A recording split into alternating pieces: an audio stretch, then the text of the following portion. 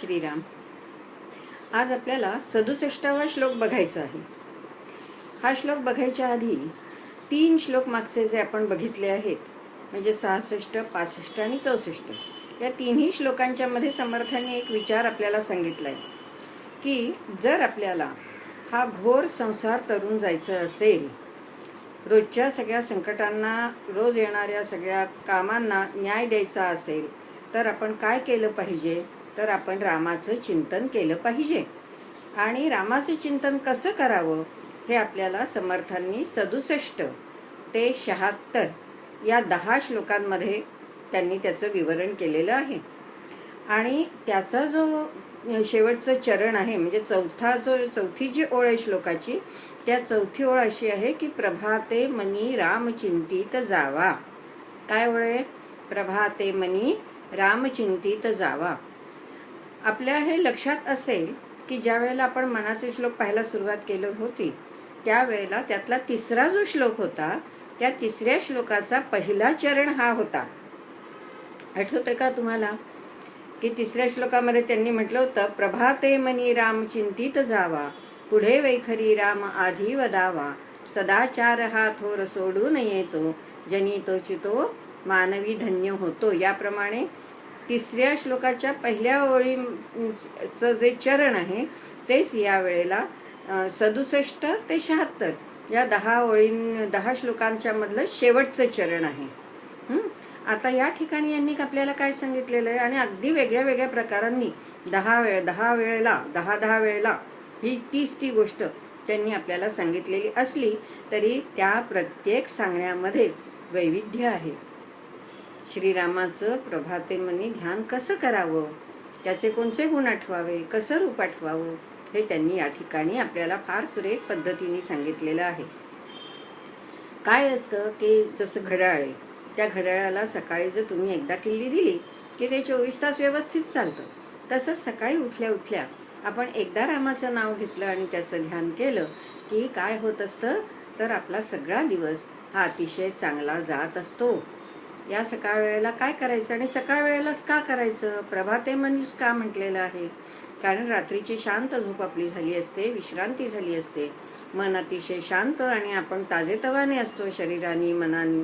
त्याचबरोबर आजूबाजूचं जे वातावरण असतं ना, ते सुद्धा प्रसन्न असतं. कोलाहल, गडबड, धावपळ ही सुरू झालेली नसते, कोणते फारसे आवाज नसतात, शांत वेळ असते. आणि अशा वेळेला, शांत वेळेला, शांत मनाने, शांत चित्ताने हे प्रभू रामरायाचं स्मरण आपण करायचं आहे. आणि हे स्मरण करीत असताना ते कसं करावं हे या 67व्या श्लोकामध्ये त्यांनी सांगितलेलं आहे. श्लोक असा आहे की हा राम कसा आहे, कसं त्याचं ध्यान करायचं. सर्व संतांनी किंवा निरनिराळ्या ग्रंथांच्या मध्ये प्रभूचं ध्यान हे कसं करावं हे आपल्याला सांगितलेलं असतं. आता ह्या ठिकाणी सांगितलेलं असतं, त्याप्रमाणे आपल्याला जो कुठला परमेश्वर, जो कुठला देव आवडेल त्याचं आपादमस्तक ध्यान करणं ही सगुण उपासनेची एक पहिली पायरी, सगुण आणि निर्गुण उपासनेच्या मधली पायरी आहे ही. सगुणाचं ध्यान आपण त्या रामाच्या मूर्तीकडे बघून एखाद्या देवळामध्ये किंवा आपल्या घरातलं जे असेल त्याच्यामध्ये जाऊन आपण करू शकतो. आणि निर्गुणाचं ध्यान म्हणजे हेच सगुणाचं ध्यान मनातल्या मनात, मनाच्या पटलावर, मनचक्षुषमोर आपल्याला ते आठवायचं. आणि ते कसं आठवायचं हे या ठिकाणी समर्थांनी आपल्याला सांगितलेलं आहे. श्लोक असा आहे, घनश्याम हा राम लावण्य रूपी, महाधीर गंभीर पूर्ण प्रतापी, करी संकटी सेवकाचा कुवाडा, प्रभाते मनी राम चिंतित जावा. अतिशय सुंदर शब्द, तोलून मोजून भावपूर्ण असे या ठिकाणी दिलेले आहेत. या श्लोकामध्ये त्यांनी म्हटलंय, घनश्याम हा राम लावण्य रूपी. आता प्रभू रामाचं रूप हे कसं आहे, तर घनश्याम आहे. घन म्हणजे पाणी देणारा जो मेघ आहे, त्या मेघासारखं सावळं असं त्यांचं रूप आहे आणि ते सुंदर आहे. पूर्ण उन्हाळा होऊन गेलेला आहे, जमीन तापलेली आहे, वातावरण तप्त असं झालेलं आहे. आणि अशा या तप्त वातावरणामध्ये आपल्याला आकाशात आलेला काळा सावळा मेघ अतिशय सुंदर आणि शांत वाटतो. जसा शांत वाटतो तसंच हे रामाचं रूप आहे. त्रिविध तापांनी, संसारातल्या संकटांनी, दुःखांनी, अनेक गोष्टींनी मनुष्य जो आहे हा त्रस्त झालेला असतो. आणि या त्रस्त झालेल्या मनाला हा जो लावण्यरूपी घनश्याम असा जो राम आहे हा कसा आहे तर घन म्हणजे मेघ जसा पावसाचा किंवा पाण्याची वृष्टी करतो तसा हा राम कृपेची आणि दयेची वृष्टी आपल्यावर करीत असतो.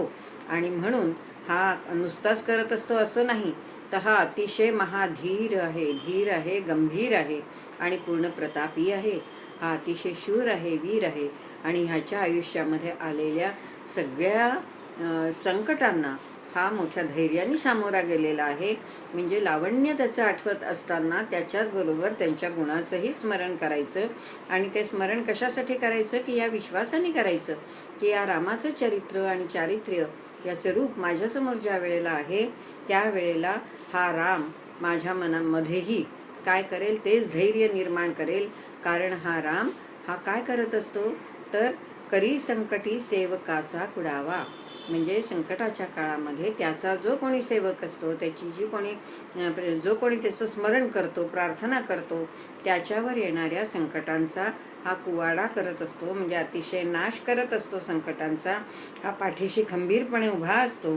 असा हा पूर्ण प्रतापी, शूर, वीर, धीर असा कुठल्याही प्रकारच्या संकटांना भक्ताच्या मागे उभा राहून रक्षण करतो.